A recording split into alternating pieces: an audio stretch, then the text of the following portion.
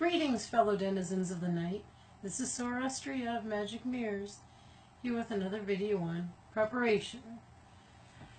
How to prepare for a ritual or any magical undertaking. You'll become more aware of the planets if you do your homework, the phases of the moon, what planets they're in also. And all of this is kind of important to your work because the moon is the closest body to us and the one that's most responsible for making us moody or watery or emotional, or at least that's our excuse. There's something called a Chaldean hour by the day chart, and that explains that the actual day doesn't begin until sunrise. So that planet that rules the day, Monday, say moon, begins at sunrise. And if it's winter and the days are shorter, your actual hour day will be around 46 minutes on average. And your hour night, like right now, is about an hour and 15. So we get a little more time to play with the planets, depending on the season. The house and the influence of the planet you want to work with will maybe guide you along the way. At least it kind of makes it more fun to focus where you're going every month and marking your milestones. So also, before a ritual, you want to be chill with yourself, clean your skunky butt, act like you want to be here, get ready. You don't have to spray yourself to death like you're going on a hot date, but looking good, smelling good, gets you in the mood. Candles are good. They're attractive to spirits. They're attractive to humans, so you may as well light one or two of those. Otherwise, you may ask, well, should I just do my ritual in the dark? But you're also not going to get that play of light that your eyes need to make patterns, and I'll explain that in a moment. Relaxation is important. I've gotten some feedback about the 4 in a square breathing. I find that it works good to center yourself and to calm yourself down before you begin an undertaking. So that's good and positive. Protection has come up.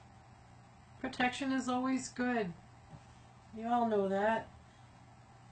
So you have many ways that you can go about doing that. Any prayer that you wish that you can look up or work to your liking. Lesser banishing ritual of the pentagram is also very good. That will clear all of your space. You can adapt that to whatever way you want to do that. The good part about that is it invokes angels of the watchtowers, or at least of the 4 corners and the 4 elements. So you envision the element, you envision the quality of that element purifying your aura. The angels are already there.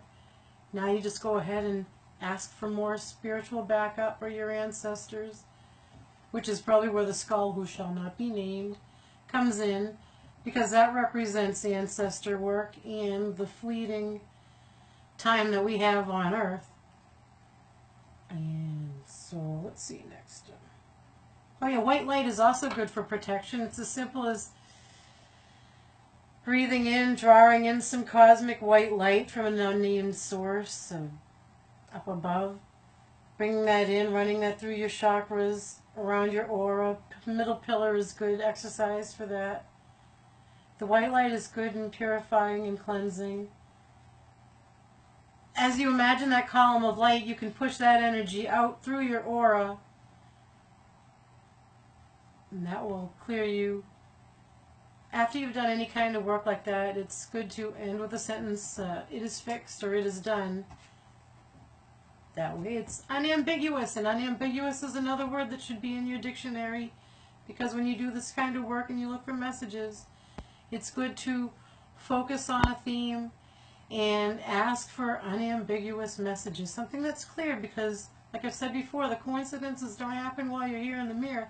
They happen while you're out in the real world, and you have to go back and think, did that really happen? Did this and that? Write it down. As soon as you leave the room, you'll forget. Guarantee. So that's good with some preparation. As of today, this was timed in a Mercury day and a Mercury hour. I am going to ask for some messages from Mercury. So an interesting thing, the last time I did work with the mirror, I got a kaleidoscope effect. So far no pictures are popping out like an old VCR or not, but as you look in on the mirror, you feel that shift and there's a slight click. You'll know it when you get there. And then you get a swirly kaleidoscope effect, and it wasn't so much as colors, but as black and gray. So maybe someday that will move on to clouds, and then one of the further videos will get down to what happens when you see clouds, what the colors of the clouds means, what motions they may have to do with anything. But otherwise, the kaleidoscope is fun while it's here. So that's good for preparation tonight. I'm going to go on and get on with it, and you all have a good night. Thank you. Bye-bye.